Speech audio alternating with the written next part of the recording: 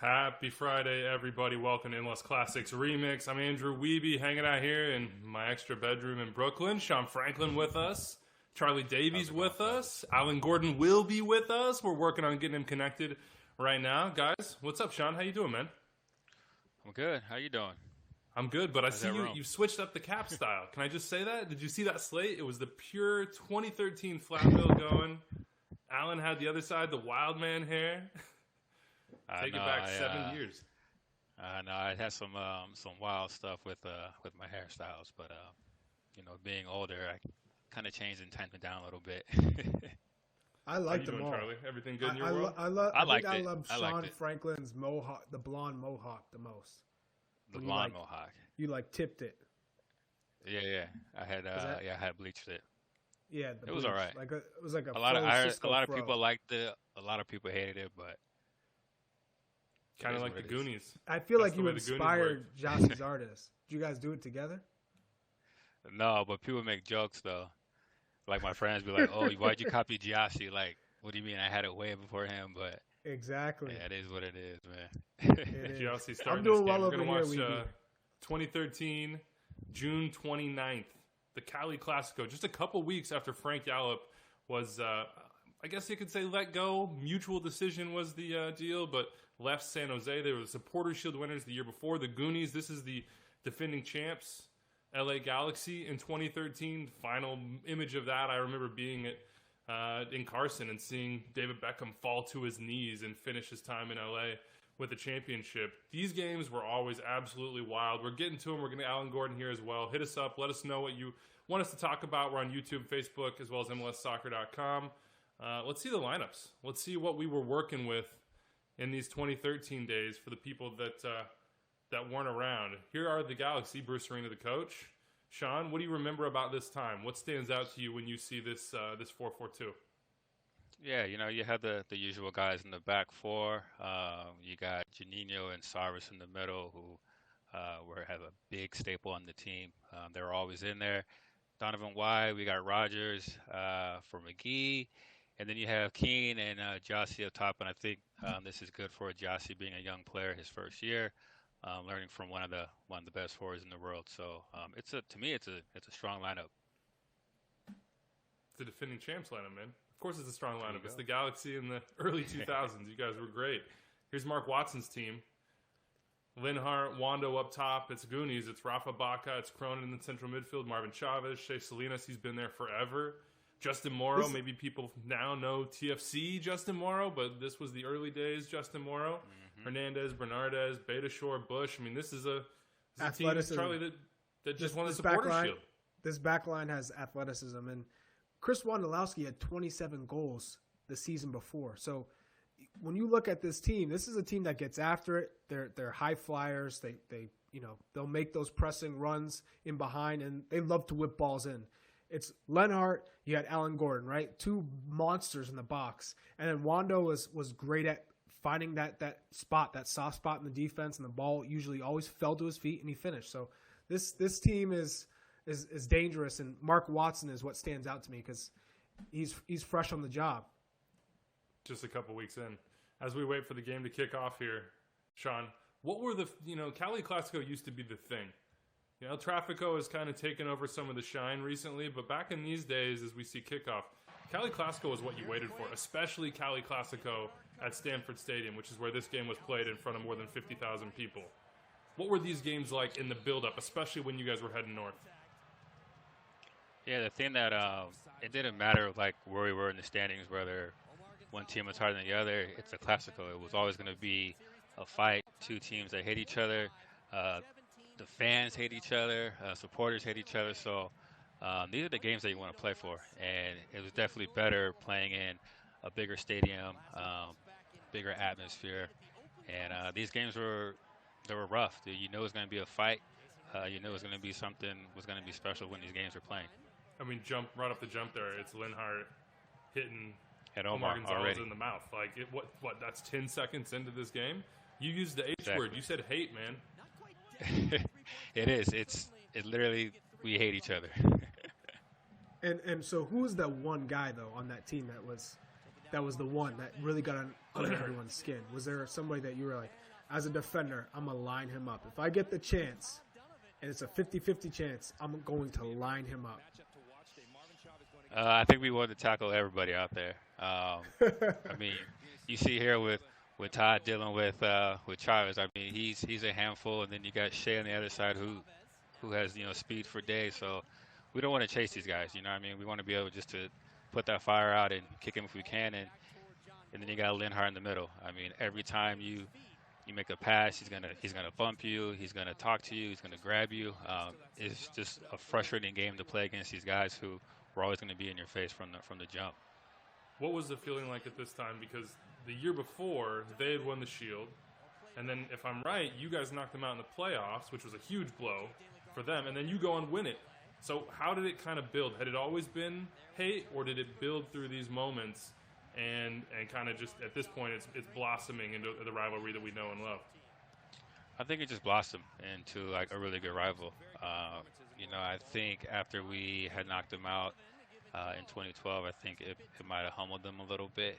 I remember the playoff game, their first leg where they beat us. I knew they were super hyped, and there was a lot of talk about it. And then we knew going to that second leg that we just got to handle business, which we did. And I think that rival just carried on to the next year, and the years after that is one of like you said, the Cali Clasico. Was there a big difference with the departure of David Beckham during this season? Did you feel a shift, whether it was the fans or the team, that there wasn't that big presence, that figure in the locker room? I think we knew that 2012 was his last year, and I think we prepared well that he wouldn't be there. Obviously, when you lose a guy of his nature in the locker room and on the field, it's a big blow, but I think coming into the 2013 season, we knew what we had for our roster, and we knew that this was, who we're going to be going forward without him. Feels like in this era, the Galaxy always knew who they were going to be in some ways, Felt like maybe from the outside, and correct me if I'm wrong, Sean, but I felt like you guys were always the big club, and you knew that. It was going to be that way. That's why you go get a Robbie Keane, and even after that, despite the success not being there, they go and get, Gerrard and Giovanni Dos Santos. But did you have that feeling in this rivalry of we're the targets, we're the big guys? Like, it always felt to me, and I'm across the country on the other coast, that the Quakes were kind of like the plucky anti-hero, kind of like punk rock, and you guys are the, almost like a little bit of the New York Yankees, like showing up in your suits, very polished. Kanye West. You got all the big guys there, all the special treatment, you got all the sort of like businessman like swagger. It kind of felt like that. It's not my fault. That's just the standard that was for LA. You know what I mean? Listen to this. I'm just saying, hey, unbelievable. This is what it was. This is what I came into, and it's just a standard that LA has. Look at the mohawk. It was fresh back then. You were one of the originals when it came to like rocking the mohawk, bringing it out. It was pretty fresh, I thought. Who was the most stylish on your team? Because obviously this is a Hollywood team. You said it's not your fault that the team had to be the stylish, winning championships. So who in the locker room was the guy like making sure everybody was on point? I don't think we had a real fashion police, but David always set the standard. I remember early in my years, I thought I had like my freshest suit on for game day, and then David comes in, it's all tailored, fitted, and I'm just like, man, like I thought I got dressed up for the game, and this guy just, he's definitely sets the standard for style on the team.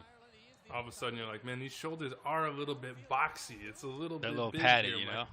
My cut's not quite right. What's the deal here, David? The man was like, he was born to wear suits, no doubt about that. Here's Keno, already barking. You always hear about Keane both like on the lighter side, the sort of Robbie Keno videos that you see of him shotgunning beers, but then you also hear about Keno, the a-hole competitor, to be perfectly honest with you.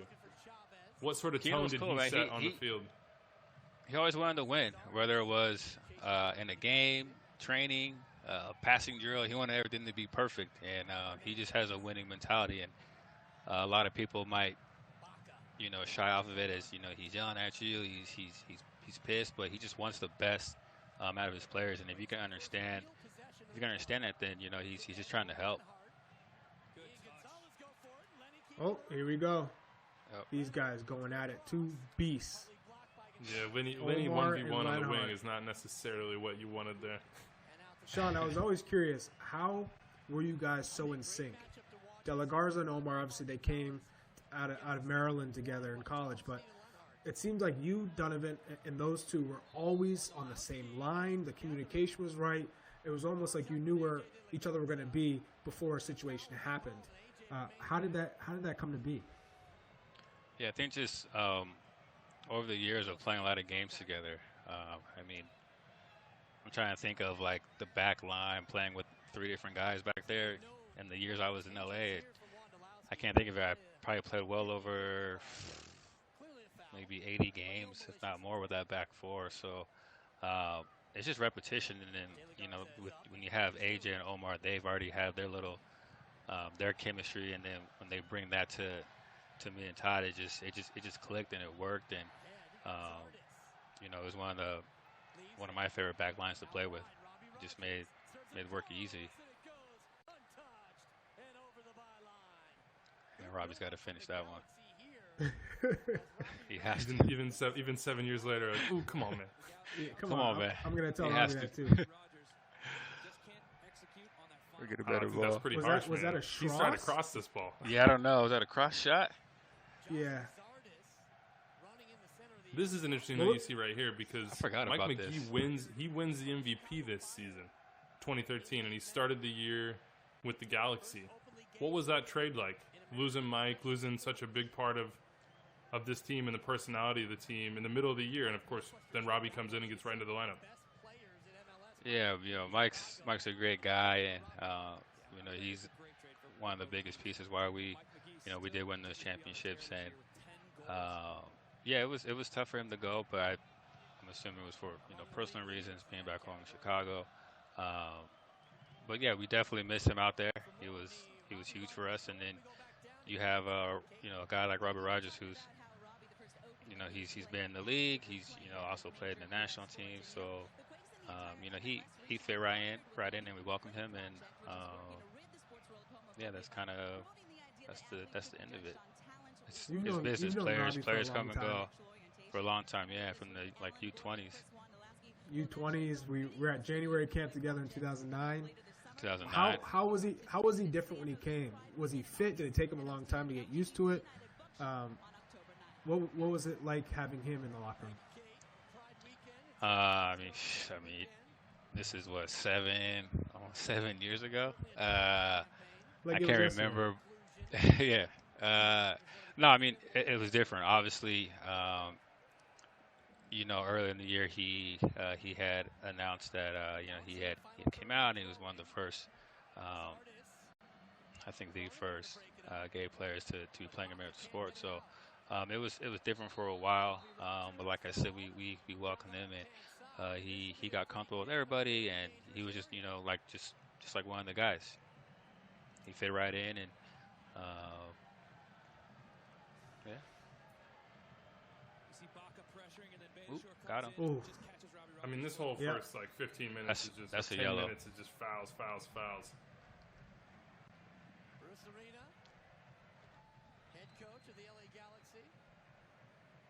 Bruce. How important was he for your development? Like, how did he help you grow? He played me. He gave me a chance, and he helped me develop to be able to play a long career. And my time in LA was fun with him as a coach, and also with Dave Saracen. They're a good group. Tell me about year one though, because I mean, this is prime Galaxy. This is when you guys were, as we said, sort of the bosses of the league. But 2008 was not yet prime Galaxy. That was still out of the playoffs, D&Q Galaxy. What was it like when you got there versus what it is right now? Yeah, 2008. Yeah, that was my rookie year, and it was rough. You would think that our team on paper should win it all the time, and the fact that we were last in the West and didn't make playoffs, and to see the team grow from not making playoffs to being the next year MLS Cup, not winning it, but at least getting there. I think that's what started, um, us building up to that championship, to that level. I think they kind of needed to fall before we can kind of get up and be great. Did you feel the expectations? Like, you're coming out of a college environment into that Galaxy team, into the Beckham years when it was sky high, the attention was on you all the time. What sort of transition was like that for you personally to come into what was much more of a petri dish than you had to be accustomed to? Yeah, when you have guys like Landon and David on your team, guys who've been in big games, played with big teams, there's an expectation of winning, and you want to win. For your club and also for them and for yourself. So it's expected to be great. And, I think in 2008 we had a meeting, with the GM, and the GM's, he's ripping us. So there's expectations from the front office. So coming into this, it was, when you wear the LA badge, it's a privilege, it's an honor, and, the expectation is to win. For you, speaking of winning, what was sweeter, the 2011 MLS Cup or the 2012? Ooh, I'm trying to think which celebration was better after. 2012 celebration after was better. I think the first one, 2011, First one. was better than 12. Yeah, because it was just a special year. We went undefeated at home. I think we had maybe 18 shutouts on the whole season. It was just a special year. I should have scored. Oh my God, I should have scored at LA that year. Missed a wide open goal. Wide open. I remember that. Oh, I dribbled. It was just keeper, a special year. I dribbled Omar and missed. Could you feel in the middle of that season, and honestly during this whole run, that you were part of something big, special, that would be remembered for a long time, that you were making history with this team? Yeah, we did. I remember going to playoffs, and we just knew that we were going to win. And I remember the championship game, and we didn't score until almost, I think, the 75th or 76th minute, but it was just a matter of like when we were going to score. But we knew we were going to win that game, and I think what made it more special was being able to play in front of our home fans and just share that moment with everybody. You just saw Landon. That's the way the Galaxy side would describe it. I think the other sides might not describe it as quite so special to have to go to Carson every single year for MLS Cup. You guys getting to host it. Yeah, definitely not. Well, people hate playing there in general because the field is so big. For me in 2014, it was just going from 35 degrees to like 70 and a day game. So that throws you off. But seeing Landon there, you've played with legends on legends, What was it like playing with Landon Donovan for the LA Galaxy? I mean, yeah, he's the face of American soccer, and he's probably the most decorated MLS player ever. So to be on the same field with him and not totally follow his career prior to this, I mean, it's just he's a special player, and like I said, it was a pleasure to be able to share the field with him. This was an interesting year for Landon, and I've been, we've been digging back through history on basically everything we do right now because it's what we have. And I think in some ways, while it's a painful thing, we want the game to be back, and we want society to be the way it was, and everyone to be safe. And I think it also, Jossie's hair, man, that thing it's wild compared to where it is now. Wild, he's got it tamed down. That just killed my train of thought. Anyway, when you get older, you kind of tame it down a little bit. You realize you have to. Anyway, digging back through the past, like there's so much to celebrate, and I think Donovan's this year in particular, I was reading back up, and I mean, this is the sabbatical year. He took the sabbatical late 2012 after the championship into this preseason, and he would eventually get back for this Gold Cup in 2013 and dominate it. What was that like within the team? Like as a teammate, obviously you're not intimately involved personally, but when your best player, arguably the face of the team after Beckham left, certainly says, hey, I'm going to be gone for a little while. What were you thinking? What was the team thinking? Were you surprised, or did you kind of feel it coming? To be honest, I don't really remember, but I think for me, it's just, whatever him and Bruce and the manager had decided, that's, between them.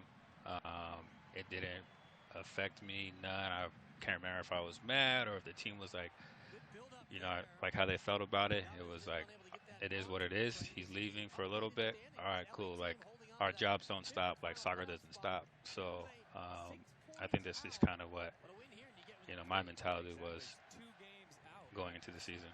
Was Landon a vocal guy within that locker room, or was he more of a quiet guy? He was more quiet. Definitely kind of kept more to himself. And is that kind of what you expected before playing with him? Or is it kind of like you were like, oh, I just know he's a baller on the field, and I don't know what to expect once I'm in the same locker room with him? Yeah, I didn't know what to expect from him. I just knew who he was and how good he was. And Interim head coach Mark Watson, his first Cali Clasico in charge, his third overall match. I'm trying to imagine you as a player. You've won the past 2 MLS Cups. This is your 3rd season. It's a real chance to go have a real three-peat. Did you guys feel like, this is our season, we definitely have the pieces to do it again? Or was it like, we've done 2, like if we get a 3rd, great, but we have no expectations to win a 3rd MLS Cup and go back to back? Come on, they were thinking three-peat. I think we were thinking 3P for sure.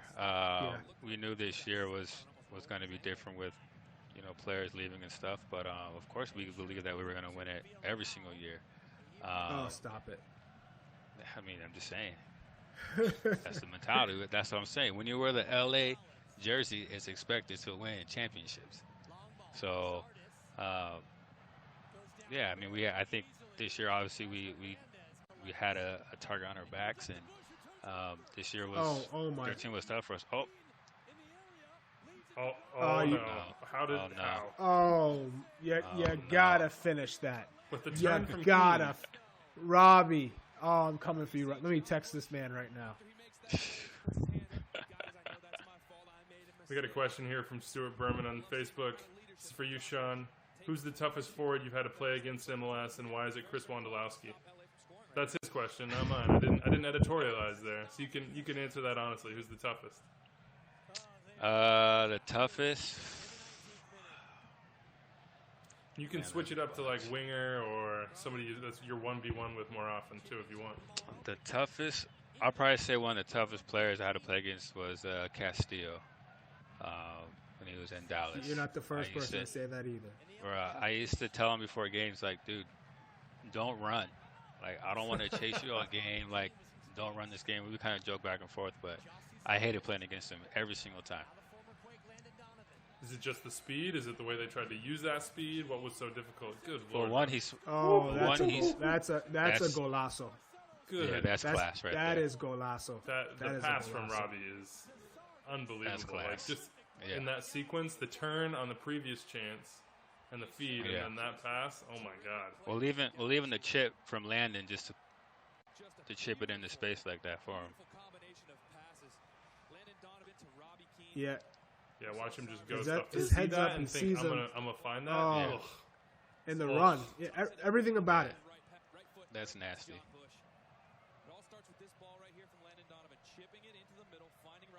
Oh, Lord. Oh, man. You can't help it. You know what happened. Like, I've seen the game highlights. I watched the game live. You see it all the time. And you still can't help but smile at something like this. Yeah. That's just nice.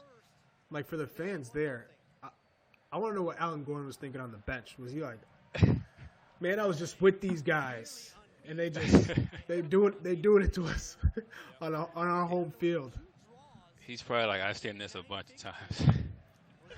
Gordo is, by the way, working out his tech issues, so he should be here very, very shortly to make the smack talk go both ways. Right now, we just got that LA Galaxy side, and it's, I appreciate you, Sean, but it's getting a little getting a little one-sided, although we expect to win. That's just what we do in LA. You know, I'm surprised you didn't break out the rings and just start throwing them in our face right here.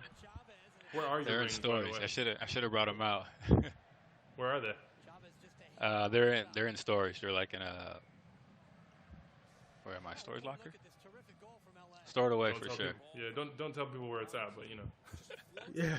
I know, right? Wait, I got to get that 2012 story out of you. You were like, the celebration was better. What was the celebration like after Beckham wins his cup and walks off? Well, I was just saying what I did after with like my friends and like my family was funner than what I did in 2011. I just went out after. I went out after the game. Did he leave 10 grand in everybody's locker? Did he leave 10 grand in everybody's locker? No, he left 20. Cash? He left 20.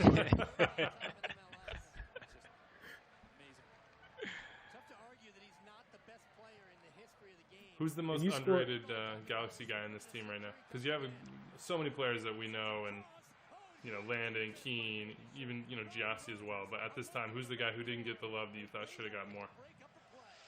I'm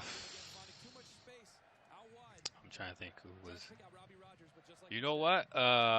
He actually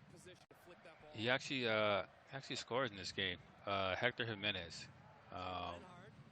He's a little baller, dude, and I think that he's definitely grown as a player, and it was fun to play with him on this Galaxy team. I think you know I think at this time he was underrated, but he was getting some minutes and coming in and playing well and doing well. It's hard to walk into this team. I'll tell you that.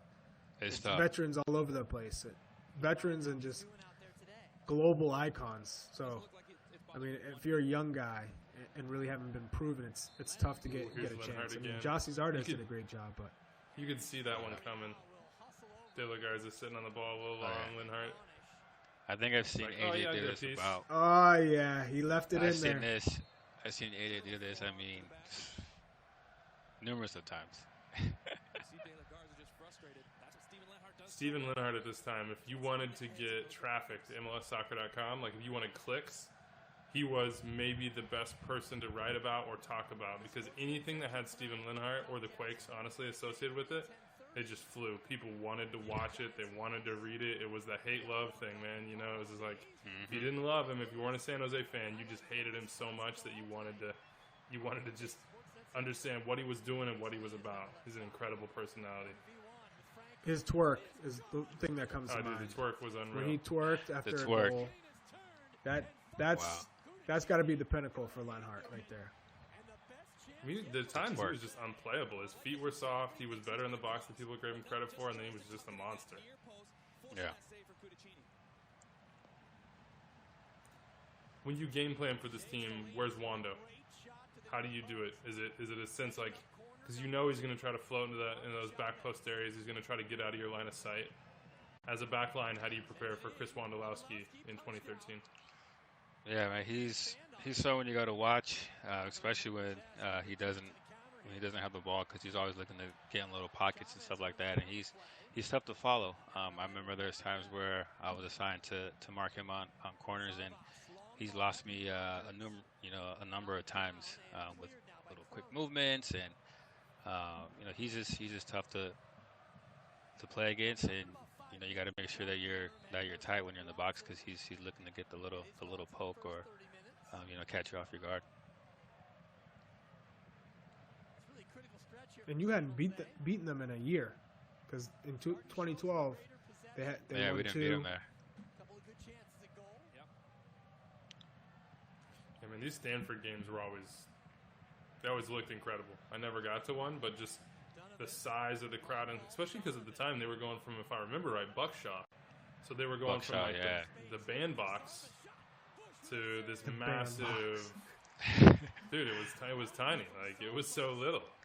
It was probably maybe 15. I don't even think so, man. I think it was 12. Like, 8? Something like that. They'd put in all the extra seats. All this, extra stands. No, playing here was 100 times better. Was it small? Was it a small The field? though? Yeah. Which one? This one or Buckshot? This one. I remember This one. Buckshot being You remember Buckshot? pretty Yeah. small. No, this field was big.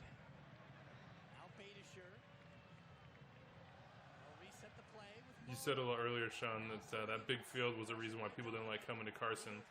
How do you exploit a big field? How do you make it miserable for the other team to play in it? For those people that don't know. Yeah, we just spread our lines as wide as we could. We literally would use every inch of the field, and I just think teams got tired of it. And then, when you have certain guys on the team that know how to play in tight spaces, get out and switch the ball, you got David who can, spray a ball anywhere over 60, 70 yards, switching it. So it's a lot of running, and teams just hated to play us there. They love coming because of the weather, but having a game there was always tough. I felt like for opponents. I mean, here's Lenhart again. Unless you're playing Chivas USA. There he is. What's that? Just I said it was hard to play there unless you're playing Chivas USA. Yeah, unless you're playing them, it was pretty easy.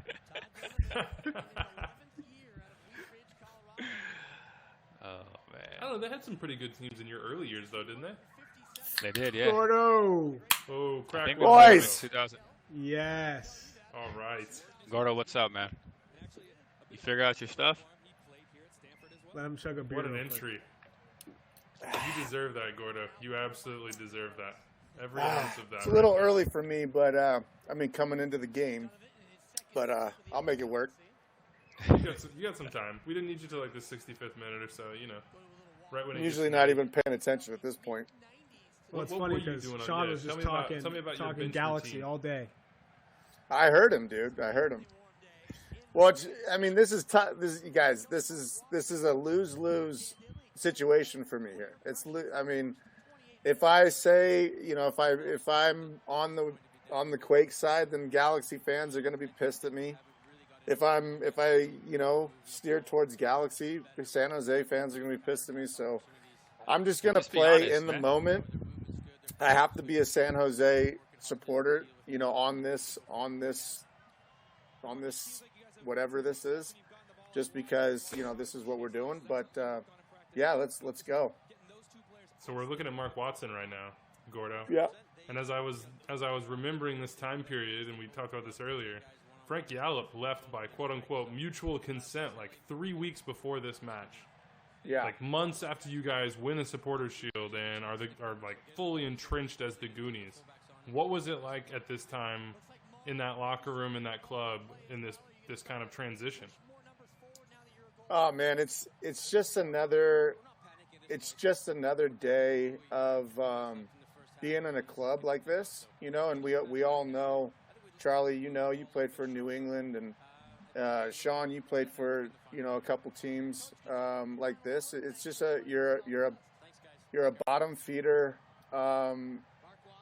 club who don't want to spend money, and most of the time it is what it is. But when you guys have some success, this is the problem with success: is people want to get paid, and people want what they deserve. And we felt at that time, I think Frank was one of the lowest paid coaches in the league, and I think he went for some extra money, not even for himself, but for his staff. I think he was standing up for his staff, trying to get them some more money, and it got bad. It wouldn't have been bad if Frank didn't stand up for himself, but he felt he deserved a little bit more, and we did too. And so, at this moment, they fired him based on that, and then you just start questioning yourself. You're like, why am I putting my body on the line for an ownership group or a general manager or a president that they don't give? Are we on the MLS like legit? Yeah. All right. So they don't care We got about the point me. though. You know what I mean? They don't care about me, so you just lose faith. And like especially our team, we bled, man. That's how we had to play. We gave our bodies up for that club, and and then you just start questioning it. So there's a lot of doubt, and it's just a weird situation. You guys all know what I'm talking about. Oh yeah. Yep. Absolutely. So that's just where we were. We loved Waddy, but we Frank was our guy. We loved him. And Waddy was a good assistant coach, but he wasn't our captain. He wasn't our leader. Like, we would have died for Frank. Frank gave us everything. Like, we just got off of a Zoom. All these guys, 6 guys that are starting in this game, we just all had some beers with Frank and got on a Zoom. Like, he's a lifelong friend to us, and so this was a really, really difficult season for us, and we weren't doing so well up until this point, if I remember. We were struggling for sure.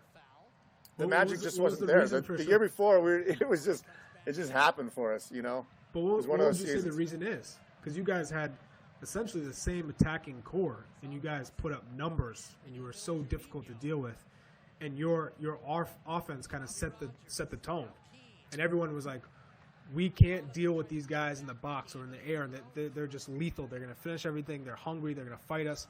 But why such a dramatic drop-off the following year? I mean, I think there's a couple reasons. Really, I think teams figured us out. In the basics, I mean, in the scheme of things, like tactically and everything else, we were like, primal, right? We're very vanilla. I think we were lacking some specialness. I think Chavez was giving us that, but Marvin's he's just that kind of guy. You never know what you're going to get. He's never going to be that guy for you every single game, but the guy could play. So when he wanted to turn it on, as you'll see in this game, he was like unreal. But you couldn't he didn't care. You know what I mean? Right. We were missing some. Like Sam, Cronin, and Baca, they were phenomenal. Covered a ton of ground, but very solid technically, just very technically sound players. No special moments from them. Players you need, and players are why we had success. But when people figure you out and they learn how to defend against you, you have to have somebody that can break them down and make some individual special plays. Wando's not that person. I'm not that person. Lenny's not that person. Sam, Baca. I mean, you go down the line. We didn't have it, And so, right. And then, on the last part is like those seasons where you get that one late winner, and then you win another game. You start rolling, man, and it's contagious. And the opposite, when you're going the other way, it wasn't bouncing our way, and then it starts rolling the other way. Confidence is big. You don't have that confidence. The coach gets put under pressure, so he starts changing things up. There's a lot of reasons for it. It wasn't 2012 is an anomaly. It's just right. That's why it's so special, because we were never supposed to have that season, and we did. I mean, 51 points this year still isn't bad. We were talking about it before. The West was just crazy deep. I want to go back to Frank, man. Like, what did he do to get all of you to this point where you're just like halfway through the brick wall before he has to say anything?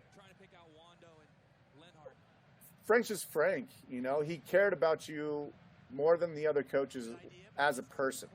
I remember I was going through a lot of personal issues in 2011 and 2012. Lenny's been documented to have, even more, all guys go through personal stuff. Oh my gosh. Who is that? Is that Robbie? Robbie, yeah. Yeah, that one's, he's having a rough day so far. Is he having a rough one? He's having a rough one so far. Yeah, he had one earlier. For Robbie's standards, this is not up to par. Yeah. But there's the special players we've seen so far. There's Keno. He opens it up. He had the assist on the last one. LA had those guys. Well, that's why they beat us in 2012 when it really mattered. Plain and simple. We dominated them in the regular season, but when you are champion, special games are for special players, and they showed up and they dominated us on our home field. Sean used the H word earlier to talk about the Quakes. He said the fans, the team, he hated you guys. Did you guys hate the Galaxy? Absolutely. Yeah, there's no love lost. We hated them. Omar and Lenny had a classic real hatred for each other, which was awesome, I think, for the game. To look back, it's crazy because I was really close with Omar. It was really weird for me this whole time. I was close with all these guys. I raised Sean and all these kids. Like they came in and as kids, and then you raised I raised these kids, man. I take a lot of credit for what they've done. You put on your diapers. And then you turn around, and then they're veteran players that are men, and they're winning championships. And half of me was envious that I wasn't there during those years, So, it was tough because I loved Omar, and I loved Lenny even more, and they truly hated each other. There was no ifs, ands, or buts about it. They battled hard, and I think it's a great rivalry. I think there should be more of that stuff. It's like, if you guys are watching that Jordan series, it's like old school. It's old school. Like, I hate you, I'm not shaking your hand. And they had some of those moments, which is phenomenal, and it adds to the rivalry. And a lot of people don't know that. They had some moments after games where they wouldn't shake each other's hands. I remember Omar and Lenny went up to Sean. Do you remember this? I forget. I think it was 2012 maybe. After you guys beat us, I think Lenny went up to shake Omar's hand after the game, and Omar refused to shake his hand. Like, Lenny was in Omar's head big time. That. You don't remember that? Yeah. After the playoff game? What's that? It was after the playoff game? I'm not sure. It was in San Jose. We're all sitting in Buckshaw, the gym over there, which is funny in itself. But like Beckham's there, right. and like Santa Clara gym, basketball gym. But we hated each other for sure. It was no joke. They had no respect for us, though. They had zero respect. We knew they had the better players, but we believed that we had more heart to win. And I think that we were right. And we had to, I think we, if I say so myself, I think we played a part in them winning the championship in 2012, because we lit a fire under their butts that they needed. They had the talent. They've always had the talent, but once they want to play, they can beat anybody. But like, sometimes they just didn't show up. They were too cute, too pretty. Landon, was going through his thing at that time, disinterested. Mm-hmm. I believe we made them interested. And you touched Robbie on always wants to win. You never have to worry about that. Yeah, that's Robbie. for sure. Robbie kill anybody to win. You felt a little bit envious of not being with this team. You were there when Beckham comes. You were subbed on his first appearance. Can you talk about what that was like when you're a part of a team and all of a sudden now one of the world's icons of the sport is in your locker room? Yeah, Sean, you were there. Were you drafted 2007? 2008. 2008. No, so I came out. Yeah, dude, 2008. it was madness. It was crazy. It was. We went from people asking if we were like a college team in airports, with our tracksuits, to, people really knowing what we were doing, and we were worldwide at that point.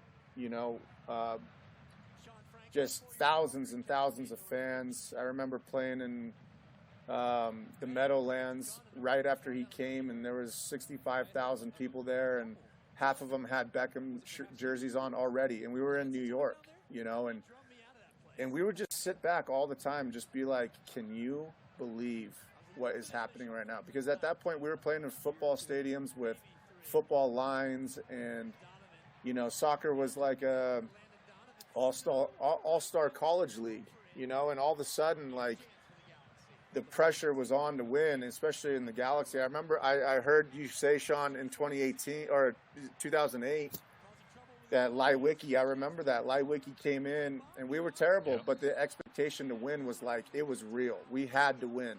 And Leiweke came in and he's pounded his fist on the table and he was like, this is not up to standard. This is the Galaxy and we're going to act like the Galaxy. And if you're not going to take it serious, you're going to be gone. And they did, man. They Lexi Lawless came in and he traded half the team, and it never stopped until they won. They were cutthroat. It was no joke whatsoever. Yeah, I remember that. It was like, being my first year and having a meeting like that and watching, like you said, Leiweke kind of go crazy in that office, and a lot of F-bombs were thrown out. I remember, and I just was like, man, this is a real deal. Like, our jobs are basically like on the line if you don't perform and you don't win. So there definitely was that pressure there to win, for sure. How'd you feel when the man who helped raise you departed for San Jose, and now you got to play against him? Your father. I was sad. You know what I mean? I was sad, man. He leaves, and I think I'm trying to think if I remember when you left, maybe how it happened, but I remember we flew back. From what I remember, we flew back from a game, Puerto Rico. And I think there you go. And I think we were at the baggage claim getting our bags in LA, and I remember you were walking by and saying like, "Hey, see you guys. Like, I just got like traded." I think, is that how it happened? Yeah. So, yeah. We were like, "Wait, what?" We literally just landed back in LA, and I was like, "Wait, just like that, you're gone?" Like, it's a tough business, man. You got that right. You got that right. Yeah, Bruce traded me for Ronaldinho.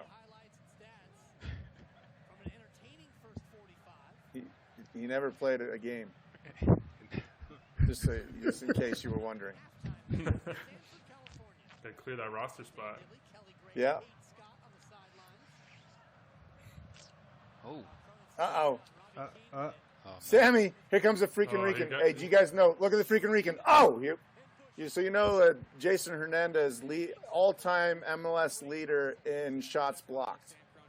If it was a stat, it used to be a stat, but go on, Marvin. I had Jason in my all-CONCACAF team that I just put together for MLS history. Had to get him on there. Had to get him put on him in there. Puerto Rico? Got him in it right back, yeah. Decent. Yeah. Yeah, this. I don't know if I agree with that one, but his career is pretty unbelievable, man. Listen, he's had a long career. He can block shots like nobody's business. Yeah, in his prime, he was one of those players I could not stand playing against. You have those defenders that just like you look left, you look right, they're there, and you're just like, what are you doing? Like, go give me some time to breathe. He was one of those. He was one of those defenders. So, I have to agree that he was tough to play against. Go away. He just threw his body. He threw his body at everything. Everything. Sean, what did you think about what Gordo said about 2012, about how they helped put a fire under you guys? Do you agree with that? Right. I was gonna say something about it. I would disagree. I think that 2012 was a harder season for us. I think we had to play the playing game. We didn't have like that first round bye like we did the year before. So I think the fact that we kind of went the extra game that route, I think, is what kind of pushed us. Because I remember we were losing in that game. I think it was to get my memory right. I want to say Vancouver, maybe. Vancouver, yeah. Yeah, Vancouver. We were down, but we came back and won that game. And then we had the home leg, lose to you guys, and then we go and win away. So and then, yeah, I mean, it was just a tougher route, I think, and I think that's what kind of got us going. Once we kind of got that playing game out the way and we were moving on, I think there was no doubt that we were, not gonna go to the cup, but that. Oh, Foul. Foul. Play on. Oh, that's a Play foul. on. No. Sorry? Why am I? What's that? That's a foul. I'm buffering here big time. Let's see. Where's the let's foul? see. Yeah, maybe not. No foul. No. Good. No foul I think that's No clean. foul. Instant replay. All good. Play on. I know that movement very well from Sean. You've seen that a couple times. Let me throw my body in front and try and cut you off.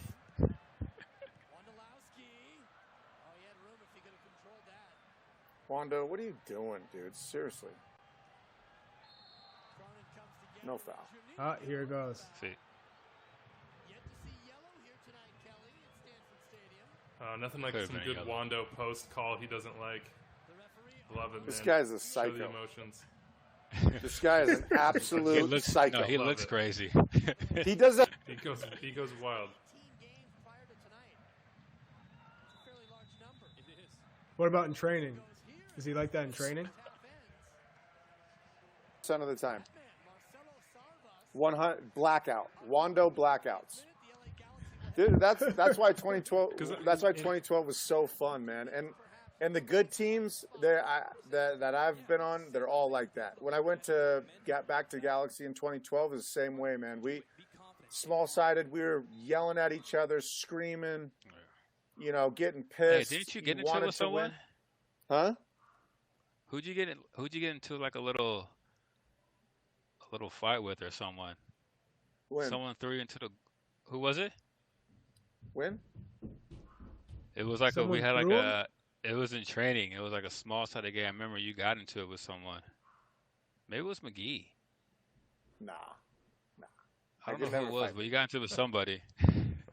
It was someone. There's been a couple. I don't. You got into it with several people. He's cycling you through know the what's Rolodex. Too many to count. Yeah. You know what's crazy is when Lenny and I were on the same team, we almost fought every single day at practice. Loved each other, hated him on the field. I'm the same as everybody else. I hated him. He's a competitor, dude. He's And you both he's were tough. competing too, right? For the same position, essentially. It was less that he's just annoying on the field. He's handsy. He likes physicality. He wants to win as much as you do. And if you're a competitive person, then you're gonna get into it with him, because if you say something, he has a comment, to come back at you, and then you come back. It's like every day, every single day. It's mind games. Yeah. And I was on the same team as him. It's like, Wando's he's MF'd every player he's ever played with. Just because he wants the ball, he wants to score, and that's what makes him great. Coming up next Wednesday, more MLS Classics remix. Check it out as we wait for the second half to go. Metro Stars Mutiny, throw it all the way back. Giovanni Savarese is going to be on this. Tab Ramos, Miles Joseph. I'll host the thing, and I'll just get these guys started and get the hell out of the way, because I want them to talk about the old And the days, sick 96. kicks. I really like these two The kicks logos. are I know so that people sick. rag on them back in the day, but if you're not watching on Thursday nights, MLS Idol, though, Charlie, that's where they should be, huh? I heard Wheeler Yeah. Aminu is like John Wheeler Legend, Aminu according is to you. Straight up John Legend. My man's got talent for days. He should win this in a landslide. But Tommy Really? Thompson also very talented. I told Tommy, come back with a new video of you dancing, and I'm sure you'll take down the championship. Kid can What did move. Pools Camp do? What was his talent? He did some tight rope walking in his Tightrope. backyard, but he didn't make it to the end. Oh, So like he had it long, and then like he kind of like and then like fell off, and I said, fortunate for him, he's not doing that over the Grand Canyon or over skyscrapers in New York City, because he didn't make it to the end, but he has time to perfect it by the end of this quarantine. Gotcha. But he has points for originality. Creative juices were flowing. If he's Evil Knievel, he might be at the bottom of the gorge. That's what you're saying, huh? That's what I'm saying. That's what I'm telling you right here. Gordo, we talked about Buck Shaw. Buck Shaw's special in its own little way, but Stamford Stadium just seem to be the perfect environment for these games. It's a great game, man. It always produces some kind of moment, you know, and it's pretty incredible. It's like, what year was that? Shea just, you know, came back and did the same thing, running with his shirt. Was that last year, the year before? Yeah, it's a couple years ago. It just seems to always have a little something, man. I mean, it really is just, you know, these two teams going at each other, been, you know, what I consider to be the best rivalry, and maybe I'm biased, and I probably am, because I played on both sides, and I don't know the New York and all that, but it has a deep history, you know, even going back to before I played, when, you know, San Jose came back on the Galaxy in the playoffs in like 2003, I think. I mean, unbelievable stuff. It's been happening for a long time. And, yeah, it's a great atmosphere, you know, and, you know, people in San Jose, they love their soccer, man. It's pretty cool. It's only going to get more complicated once Sacramento gets into the league. And now, you know, you have all these California teams. You know, Landon's trying to get probably San Diego eventually into MLS down the line. So all these teams are going to start to dilute those rivalries. I know. Isn't that sad, man? It is. It is sad. It is. It's sad, but it's also you could find some positivity in it too. You hope that these ones don't die off, but I think honestly the rivalries come down to the fans and the players, right? There has to be that actual hate that you guys were talking about. If there's not competitive juices, if one team's down, it's hard to have that much wrapped up in this one game. It's when both teams are at the very top of their sort of abilities and in the standings and playing in big games that these things start to pop off. And both these teams have been in that position at the same time.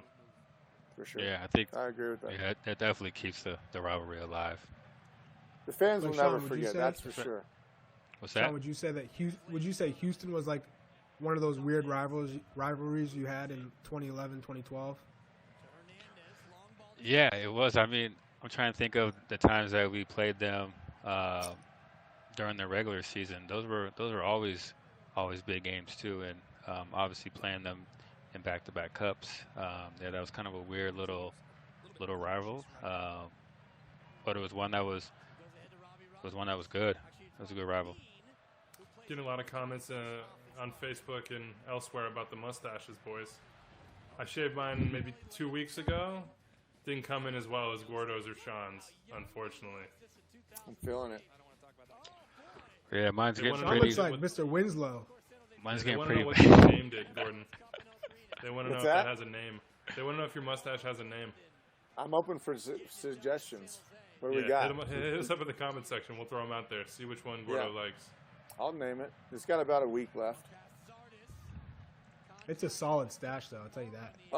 Yeah, it is. Appreciate that. My wife's got going to volume. divorce me, though. That's why mine went away. She was like, "It's time." I didn't really have an answer to that one. No. I'm just waiting for things to get back to normal, so I can see my barber finally. Yeah, no kidding. Get my mustache cut, my hair. That's why I got a hat on. I'm with you. Where are you living, with dude? you. I'm in West Covina. Oh, nice. Which back, is back about. home? Yeah, I'm back in LA. Nice. Love that. Huge West Covina guy here. One of our producers, Where are the you producer of going Instant Replay, Rich Hernandez. West Covina, born and raised, man. Yeah. He's a big West Covina guy. I'm just saying West Covina as many times as I can right now, just in case he's watching this for his benefit. Gordo, where are you right now? I'm in Denver. Denver. Yeah. Couldn't You afford feel like LA. that's your long-term spot, Gordo? Yeah. It's good. I mean, it is what it is. You know, it's a good happy medium. I'd rather be in LA or Santa Cruz. Those are my two spots, to be honest. But this is right up there. But like, you know, life after soccer. I'm saying these guys suck, dude. They gotta get me in. Was that Mehdi? The Moroccan magician? Yeah. 100%. The Moroccan magician, dude. What a guy. Absolute one of the best. Yeah, once you start a business, you got to stay, dude, you know? Yeah.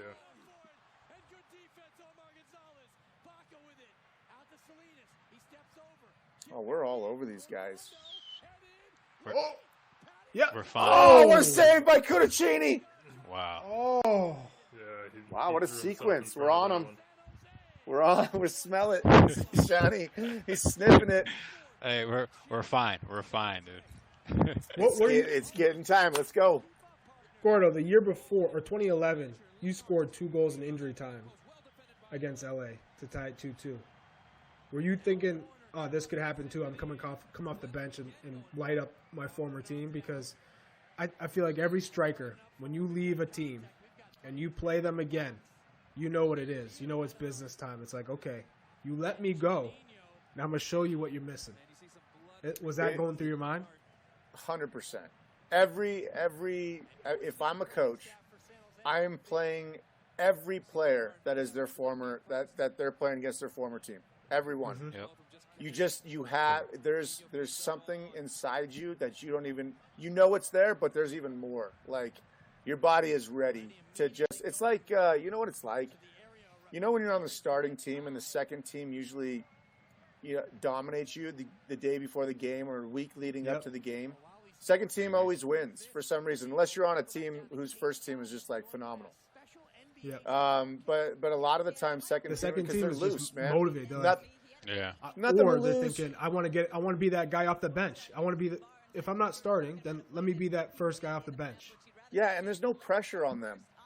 And on the first team, the coach, there's a lot of pressure on you. The coach is all over you. You're playing tight. You don't want to make a mistake. All that stuff. When you're playing against your own team, there's nothing to lose. There's zero to lose. You're playing so free, and you're just like you just want to hurt them. You just want to do anything, make a tackle, make a play, prove to the coach you're wrong. Like, there's nothing more dangerous than playing with a chip on your shoulder. Like, when you really have it, then you're a dangerous man. By the way, Lenhart's head is like half blood right now. I mean, his entire head was it was red. It looked like dyed hair. I know. I just talked to him. I'm like, why don't you jump on this call with me? And I want to know, like, what would you think? If you go back to that play, there was just, like, no hesitation for him. And he just went and just, usually you, like, you're not going to go into that. And I'm like, what's wrong with you, dude? And he's like, what do you mean? Yeah, that's the McBride-Twellman head, where you just throw that thing anywhere in front of anything. Yeah, super brave. I don't think that was even in me. I was closing my eyes and wincing a little bit. But, like, that's full on, like, I'm going to sacrifice it all right now for this goal. That wasn't happening. That was not happening from me. No. It's crazy. You can feel it, though, in this game, can't you? You can feel it turning. Can you feel it, Sean?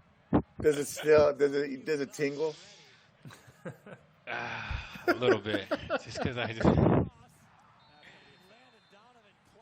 because you hate, like, when these games go like this, and like a team's like getting momentum, and then all they need is that one goal. How do you defend against worst. this, Sean? Because they're not Here comes a wounded animal. As Alan said, they're not, like, bringing anything tactically revolutionary at you. They're just getting big bodies in the middle and putting in good service, and then just Lenhart sticking his head where it shouldn't go.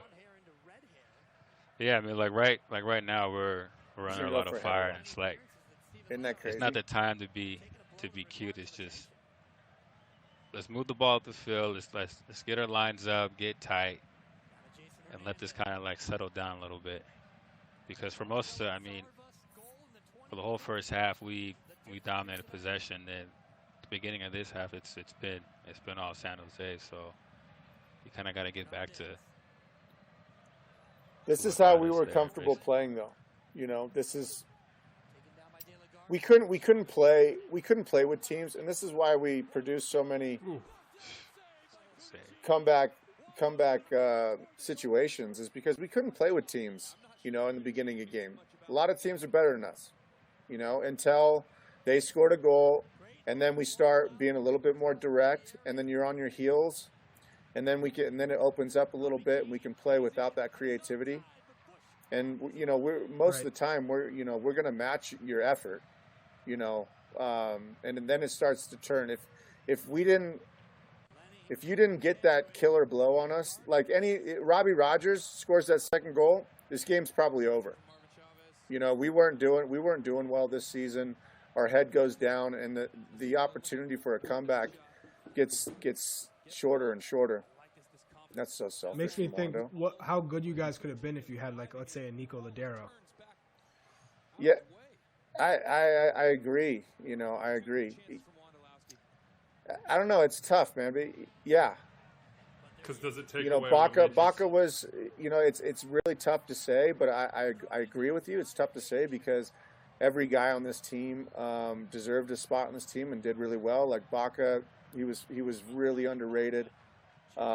Just a big engine that we needed because we were a 4-4-2, and a lot of teams were starting to play with 3 in the middle, five in the midfield, and we were overrun a lot of the time. So Sam and Baca put in really, really tough shifts. But yeah, you can always use some quality for sure. Who's the guy on the wing, Gordo, that you wanted to have the ball when you were about to make that run? Who provided the best service in your mind? Killer blow. Killer blow. That's... There's like 3 or 4 of these in this game. Yeah. I think what people forget with Keane is his playmaking ability. We always focus on the goals, but my God, not me. I knew this. He man sees the field, and the way he passes the ball, the weight is just. He's always in the right spot, dude. Right foot, right speed, right spin. His vision. It's perfect. He's just waiting for this. He knows what's going to happen. 2011, 2012 to 2014, this guy was unreal. I remember being in the game, watching him, and being like, what is this movement? This guy doesn't stop. And it's all like the right moves. It is. The right runs and drawing people out. And then when he gets on the ball deep into the midfield, he turns, and it's just like everyone backs off, or like people make the right run, and he always finds the guy. And I'm just like, I couldn't believe it. Him and Landon were so good together, dude. When they were on, it's arguably, the best partnership of all time, when these two were on. They were unstoppable, dude, because they're both very, very intelligent players. Always, seem to make the right, and they're both killers, dude. They have the killer instinct, and they'll punish you for it, and that's why they won the championships that they did. He's going back in. If you're I learned so much from Robbie, though. Just watching him in practice, his vision. He's just like, he's got a tick on his shoulder because he's always checking his back. He knows where everybody is. He's always looking, dude. It's phenomenal. I think when you're on the field, it's different from, when you're in the stands watching it or watching a replay. You really see where the space is and where he runs and where he plays the ball. It's pretty crazy to see. Yeah, different level. Yeah. And the thing is that he's never really on a full sprint. He sprints when he needs to. He's very clever. He's never really killing himself. That's funny you say that, Sean, because I remember almost every single halftime or every time of his speeches before the game, he would say that word. He would say, "Be clever." He would be telling us, almost pleading with us, like, guys, let's be clever. Like, he understood like the importance of being intelligent, and not just that. There's a difference between, like, Landon is an intelligent player, but kind of robotic in a way, always makes the right play. Like, Robbie's very clever. There's a difference. Also very intelligent, but very clever. His movement was like trying, like, I don't know. Do you understand what I'm trying to say? Yeah. Like, he would just always use that word, cleverness. Like, be clever. And it's true. Like, if you're an attacking player, I think American players are not clever enough. myself definitely included, I wish I had more of that. Aye. That's like Robbie's 6th shot on goal. Or On the 6th left foot, shot. too. Get at it. I hate Robbie. Jeez. But Bush was there again.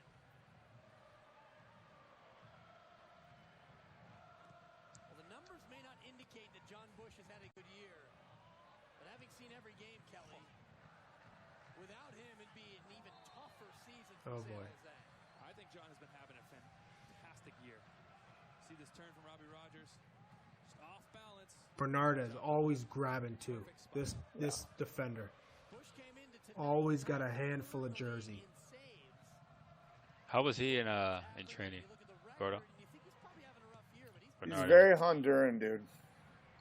Very that Honduran. header toward Very, very Honduran. One of the scariest men alive, but like that guy, Kelly. him and Marvin were just not interested if you pissed him off. He would just be in and out. Like Yeah. he would be very tranquilo, just like pretty, like hike his shorts up. Great guy to play with, like, by the way, great personality. Didn't speak a word of English. The entire, like, the 3 years that I played with him, wasn't interested. But like, you get him mad or his team, or if he's frustrated in training, then you better watch out because he's a big dude, like huge, and could kill you. But most of the time, just not engaged enough. It's like he's one of those players that had all the ability to play in the Premiership, but not the attitude. Like the killer instinct, I guess, to do it All right, every Sean. single play. Way to get there, break that Yeah. up. I don't know if there's blood By the way, we're like Back T-minus there. 2 minutes until Gordo time. You see the frustration. And if you thought this, good Lord, I mean, this is Oh this is my insane. God. Maybe just a touch. Just a little. And I think what we're going to see here is They've been trying to patch him up for 20 minutes. First is set I know. piece, and Chris Wondolowski I mean, that's not a normal cut. That's a wound. and 50,000 reacted Stanford. It was That's deep. like zombie level wound. Yeah, no Yeah. kidding.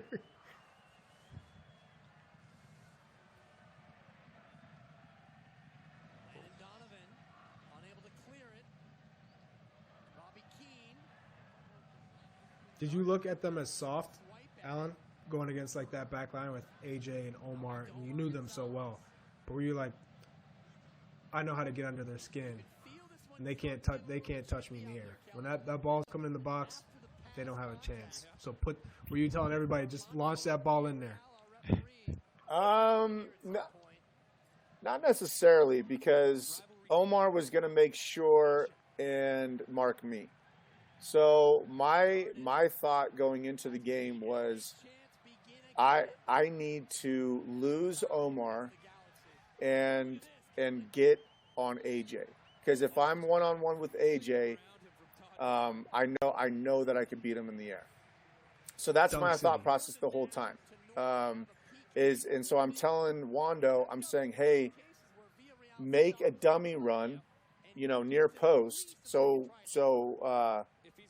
Omar has to take you, and then I'll peel back stick and be 1v1 with AJ. So the whole time I'm in there, I'm thinking about how can I get marked up with AJ, because I think it's a mismatch. So that was my thought process. I thought, Omar can dominate me in the air. He can jump. And so I didn't think that I necessarily had a chance there, but I knew that was my best chance at getting a good look. I'm digging the Crespo style too. You like that? Yeah. The Crespo was nice. That's definitely a Santa Cruz Alan Gordon right there. It was. Should grow it back out, right? COVID almost had me there, dude. 65th minute. Yeah, you got time. You want to grow hair, now's the time, huh? Yeah. Cronin looks long for Chavez. What was Jossie's place in this team, Sean? That's actually a really good question. I think for him, I mean, this was his first year. I think he set a high expectation for himself from the jump. I remember he mentioned that he wanted to be the There it best is. for it. There it is.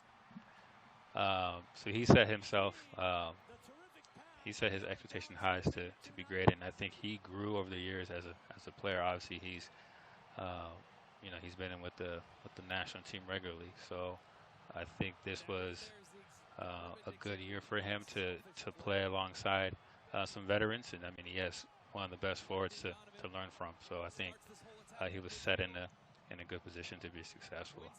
What a fortunate touch for Landon right there, by the way. That's on purpose, Yes. by the way. He's done that so many times. That's Where a he skill. takes it long? There's no way. No, he didn't do it on purpose, but the recovery was purposeful. He knew he was going to lose it. He got his foot in the right spot to be a wall, hopefully. Yeah, and I get completely like a forgot bounce off. Pablo Mastroeni was on that team. Yeah, this I was, know, there were right? some random guys on this team. That is the Pablo, most their random. chief. That's one of the most random guys I've seen on the roster. Did he just get subbed in? Hector did, yeah. No, I mean Pablo. Or No, he Or was just he's sitting coming on at the the end. bench. no, he was He's just still, celebrating. you saw him on the bench? Yeah. Yeah. Because he comes into this game. Yeah, he's coming in here in a second, yeah. Yeah. I had no idea he played for the Galaxy. Yeah, the Was guys it there's just a lot one of guys year? like that. Was it just 1 year? Yeah. Yeah. He was living with Jack McBean in like Manhattan Beach. Stop No, it. really? Oh my McBean was like 18. Yeah. Pablo was like 37. Yeah. I guess I did that with Dax my last year, so. MLS, man. Yep. Last year in the California Clasico here at Stanford, the Earthquakes trailed by 2 goals on 2 separate occasions. And they won the game 4-3. This one far from settled. Badischer deflected. Out to Morrow. Now Salinas. Sean, you giving him too much space. Way too much. You Yeah. gave him space, too much space. You gave him way too much space, Sean. Oh, Yeah. man, I Way missed too it. much space. My kid was choking on something. That's frustrating to watch, dude. It's too easy.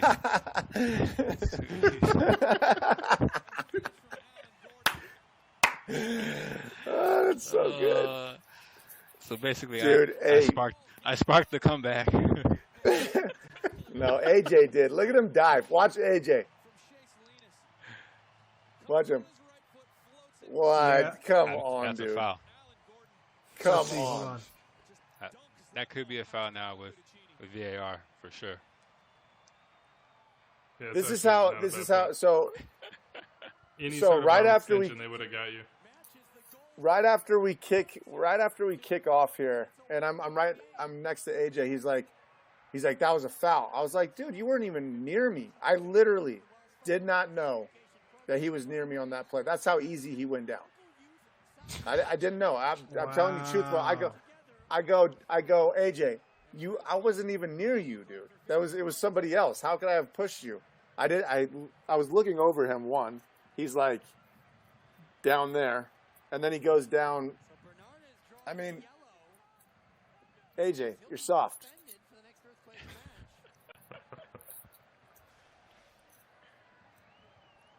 Give us a replay. Oh, yeah. Ooh, here's some good stuff from Bernard. There's Muma coming in hard. I don't know if that's Definitely yellow worthy, though. Seemed like it was probably counting up some other incidents. But yeah, I don't know if it was messing with yellow his head? just on its own either. Steven Lenhart icing down on the sideline.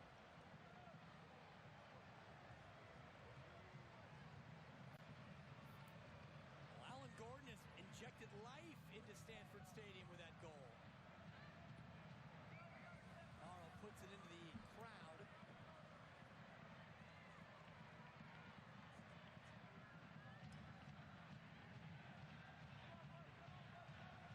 You know the onslaught's coming.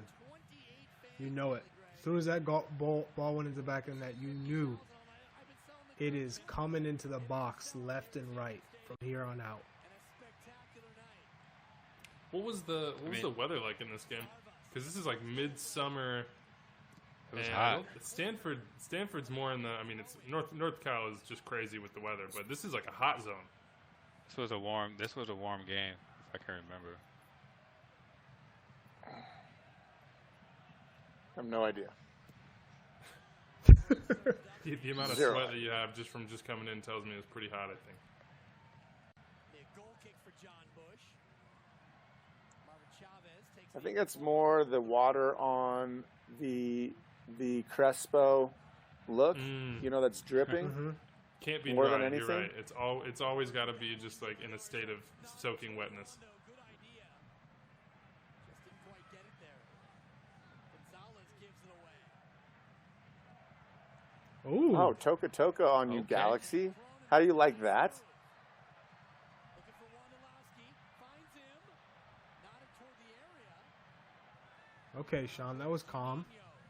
You No know. panic there. He's got You know. Hernandez breaks it up.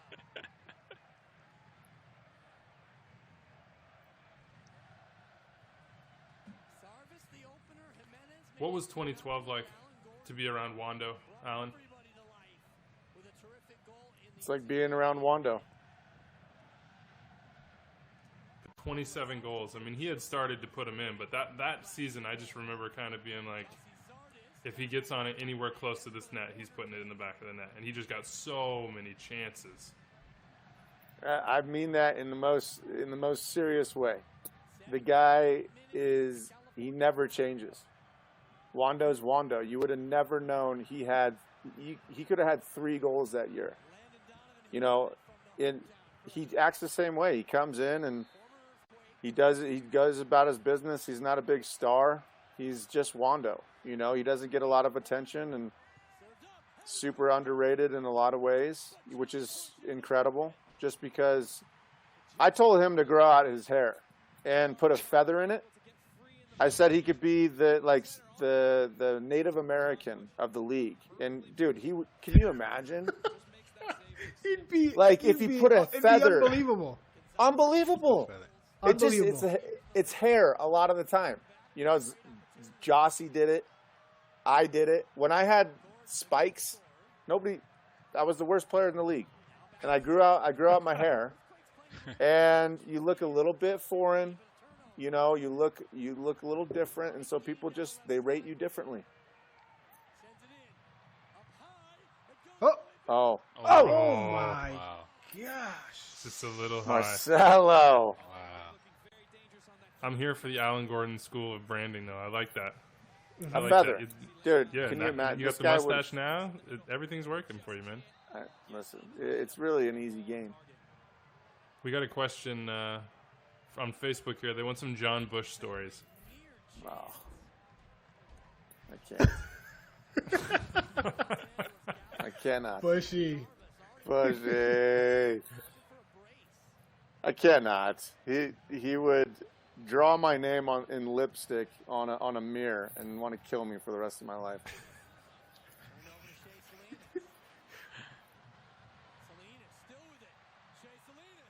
What would you say is the highlight, the pinnacle of your San Jose career? What was the best moment? This was the best moment. This was the best moment. Yeah.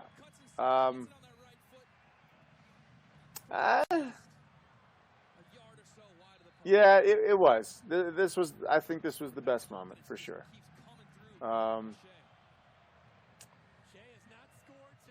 Because of the emotion wrapped up in it for you, or No, because the game itself. It's not necessarily. I'm happy to be part of it, and obviously it means a lot to me because I scored the winning goal. But this is a classic game. It's going to go down in history. It's a really, we go down a man here, and we're down a goal, and we come back in stoppage time again. It just so happens that's our kind of. That's our persona is coming back late, and it happens at Stanford Stadium, which is one of the biggest games, and it's against the Galaxy, and They ruined our magical season last year. We didn't forget that. You know, they had the last laugh. Regular season means zero. That's what 2012 taught me, is we had a fantastic season, but nobody really cares in this country about the Supporter Shield. Nobody does, unfortunately, because I think it's a harder task, but it doesn't matter. All that matters is the cup. You know, and they taught us a real good lesson. They came into our house and they spanked us. So we didn't forget. This is the same exact team. We didn't add anybody. You know, we all remember what they did. We were talking about it before this game. And, you know, like seeing how fired up Keno was after their second goal. He was fired up, dude. Like, he was pumped. They cared too. You guys cared, huh, Sean? Yeah. You know, this is a meaningful game for both of us. It just, you know, so, yeah. So it was a great moment. It's You one made a that'll. good point that, sorry what you said about as far as the rivals and not forgetting. I think that's what makes the rivals so good, is that you remember all the games leading up to the current one. Yeah, it's a new season, but you never forget the games prior to that. And I think that's what makes, you know, Clasico so special. What was your best moment in the LA Galaxy jersey, Sean? This is a disgrace, by the way. By one of my favorite human beings of all time. Oh boy. Watch this replay. Give us the replay here. Does he get him?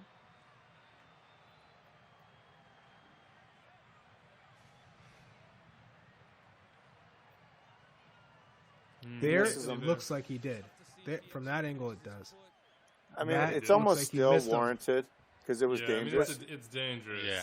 It's just the intent that he was trying But to. he missed him. He did miss him, and He did miss Juninho's he's selling it, and Juninho is one of my favorite people of all time. But you gotta do what you gotta This do. was second I mean, yellow or straight red? Yeah, I've been there, done that. totally. Yeah, I'm not hating. But look at this, Junie. Yeah, come on, bud. Maybe he. Oh yeah. He didn't. No, He didn't touch him. Didn't touch He his didn't. body. This is the part. The part where he goes down. You understand it because you're anticipating contact. Right. This is the part. This is tough. This is tough for my guy. Yeah.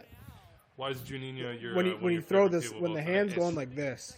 Yeah. Your face is, and you bury the face. Like I can't Yeah, bear to have my face out of the grass. Yeah.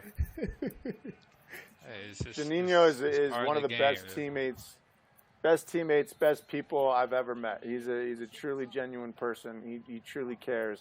Sean will say the same thing.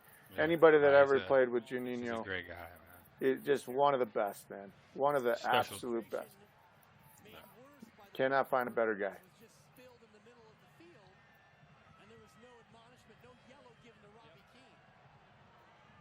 Yeah, he and Sarvis were pretty complimentary too. They were real good during this period.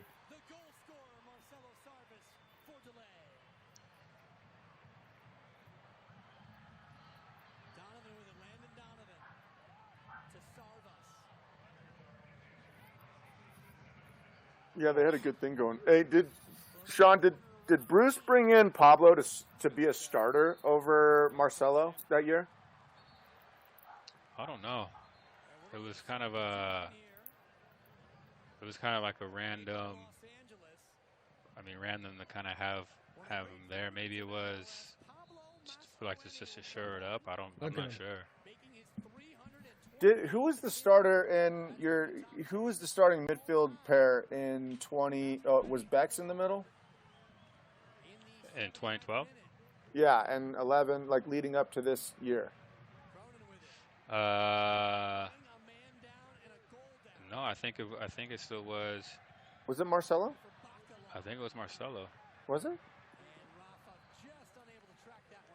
I thought that he was kind of trying to earn a spot and like finally broke through. Maybe I'm wrong. I don't know. That was shit. Oh, We look got at this Jeremy highlight. Ryan in the That's comments sick. here. Alan asking about did you and Lenny switch jersey numbers We this did. season? Why'd Yeah, you we do that? did. Because we're idiots. Just on a whim? We're idiots, dude. I mean, we believed. We thought we believed in it being about the team and not your number or your name. We truly bought into that. And so it was just kind of a message to say it doesn't matter what number you are or what your name is. We don't want any recognition. We want to do it as a team. But then the league gets a hold of you and you realize it's a business, and it's a fantasy that lasts. There's special moments on teams, and it's only when you're winning that you feel it, and winning teams are very rare. And if you're not winning, the team no longer exists. So it's a thought that just is not a reality in professional sports. Yeah, the Only loyalty in college. aspect. The loyalty aspect is just nowadays gone out the window. Yeah. So we were trying to prove something. It didn't last. And Kind of says a lot about how special 2012 was, though, that you were in that mindset. yeah, we cared a lot about each other. And the great thing about it is, even though Wando, going back to your question about Wando, should be a PK. No? Yes? Yeah. Eh? Eh. Yeah, but going back to your thing about Wando is we weren't playing with any superstars. Wando had at the time a historic season, but he was just Wando. He was not a Robbie Keane or a Landon Donovan, even though he was out producing them. Right. He was just Wando. He was a team guy. And that's what makes him so special. And it's like that every year. Every year. Every year. He can outproduce any DP you throw out, however many people you pay, and he's the same guy, and he's consistent, and he's just being an opponent of his, I could appreciate him just being a genuine guy, and he's a competitor, and off the field you're like, wow, this is a good guy. This is a guy you want to play with. Totally. Yeah. Still the same guy, man. Crazy.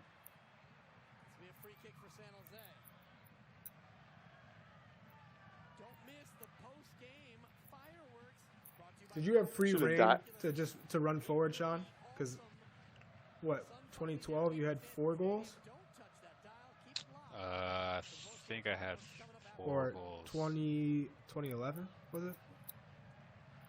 I think 2011 I had 6 goals. 6. I think What? I had 6. Stop it. That's It's not only real. 11? You can't count Open Cup, U.S. Open Cup. We're talking about MLS games. or practice. In 2011, in one game I had 2 goals. I mean, I'm assuming I had 6. 6 just seemed like a good number for a right good back. number. So you could just go for it as seems much fair. as you wanted. Not all the time, but I just felt like I had the legs maybe back then to run up and run Yeah, back. you had that stride. You had that long stride. 6'3" Gordon against the 6'5" Gonzalez. This one gets free in the center of the park. Mastroeni to Keane. And Chavez breaks it up, but it'll go out for a corner. Each one of these corner kicks allows LA to milk off about It's getting close, Johnny. Oh It's boy. coming. It's gonna happen.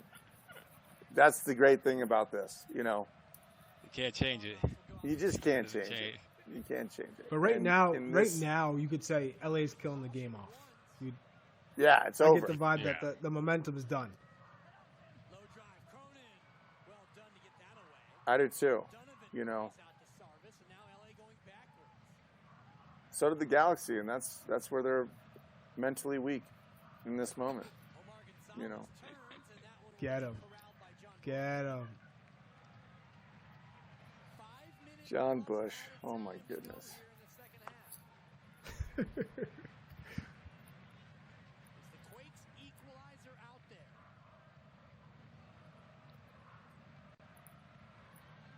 Who was the best center back you played against in your time in the league, Alan? I'm just watching Omar there, and I always think that Omar doesn't get the credit that maybe some other guys got. He got the best 11s, but for whatever reason, when people talk about the best defenders in MLS history, his name isn't one of the first 5 or 6 off people's tongues. How about this, Kelly?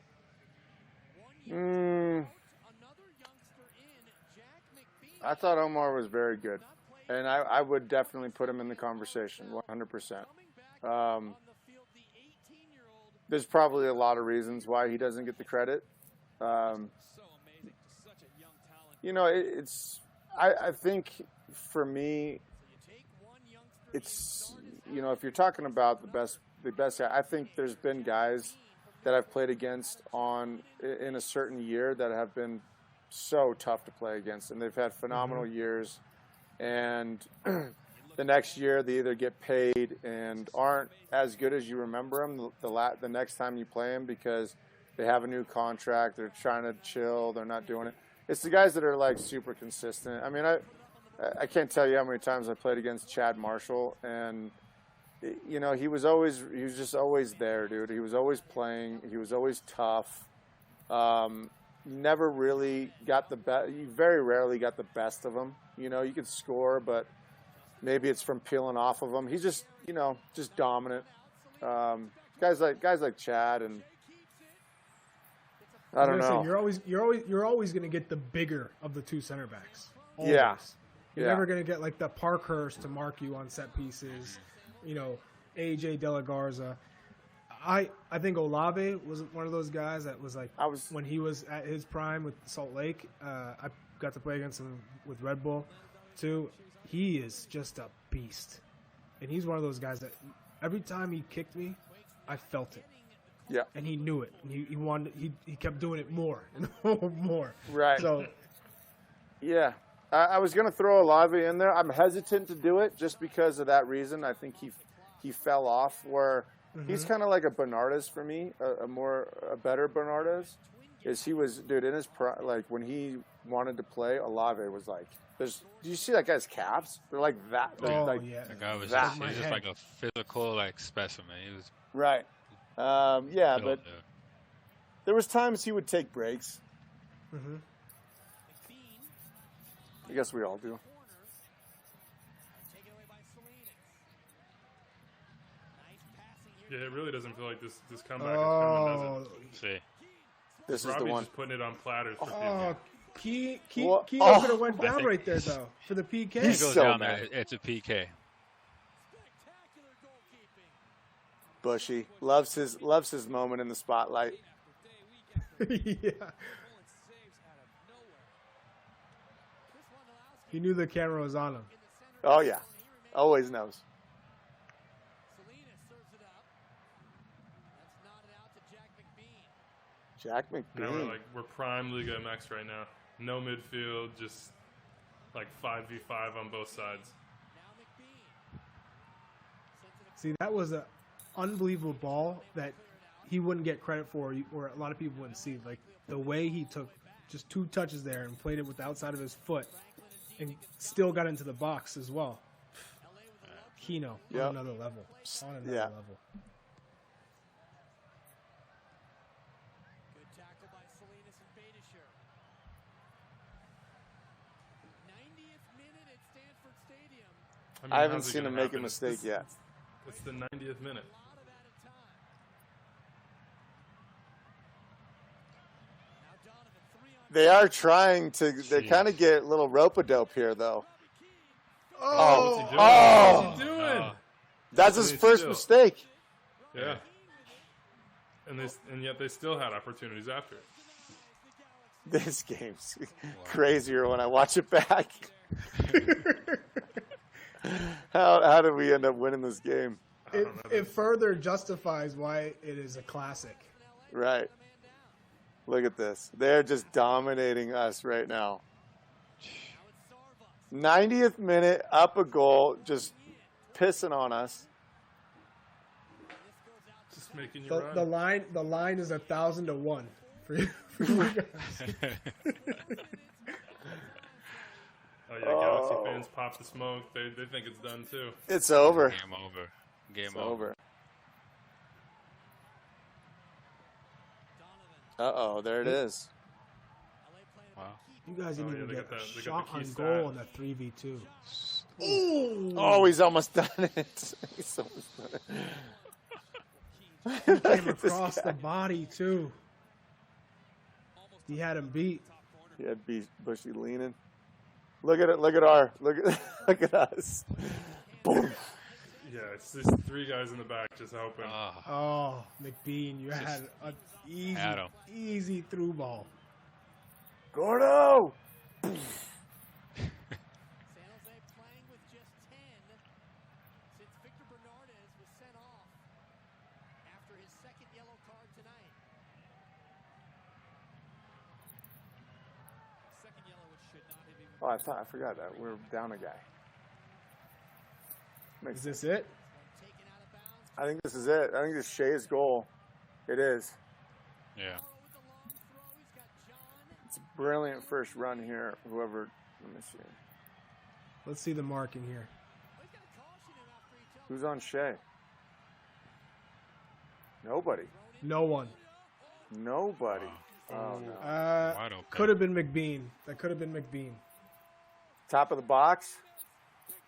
Yep. Shea's had his moments, huh, in the Cali Yeah, Clasico? man, he's had some good ones.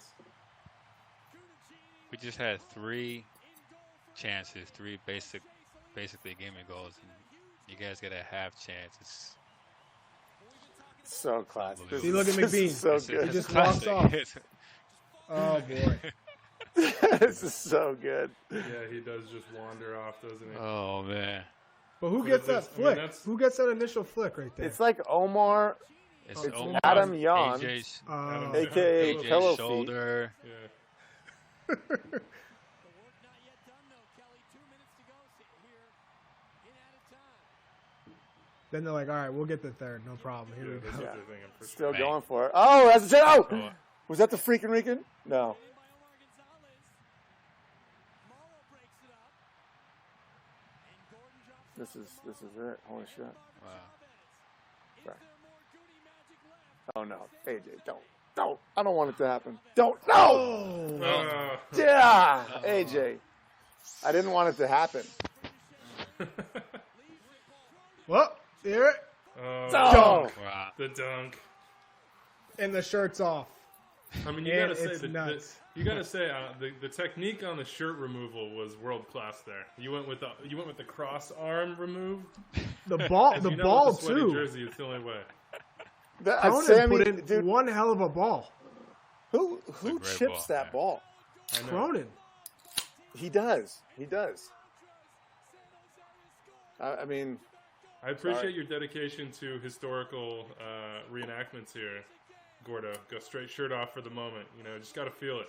Just gotta feel it. Living it. oh, he Oh, knows he's what a- there. He knows he's oh. there for the alley-oop. Damn, Yeah, that one was. Sammy. It's like It was perfect. Yeah. we've done this before, huh? It's like an old dance. Franklin, how's it Like- feel? Yeah, what's going on? No, that's just classic Gordo. You know what's gonna happen. It is. You know it's coming. Don't You be know it's so gonna be nice, classic. dude. Don't be so nice. Dude, it Talk sucked. trash. No, it hurts. But you What'd you you know what's What'd you coming guys when say you- right after the game, Franklin? Was everyone quiet, or was like people being like, Bruce Did had Bruce to say be going anything? bonkers. Bruce probably went crazy. I don't remember. LA, you smell. You smell. That's a Getting the creative That's a juices great really sign. flowing up there. That's classic. What was the night after this like? How do you celebrate a game like this, Gordo? Do you celebrate it? Is it a thing, or do you go home buzzing? This night we did a little bit. I had 2 small kids, so we weren't getting wild, but we went out to a little bar in Santa Cruz. We had to drive over the mountain. We had a couple drinks, man. We had a couple drinks. It felt good. It felt good. Oh man, Oh, the yeah. still there. Oh. Give him Mehdi some love right there, Mehdi Belushi. I love that guy. Fettuccine, what's going on? That's also love that when the other guy's complaining, go and get the handshake. Yeah, like there's nothing to complain about. You Yeah, hey, lost. keep it moving there. There's no Keep it foul. moving. There's no offside.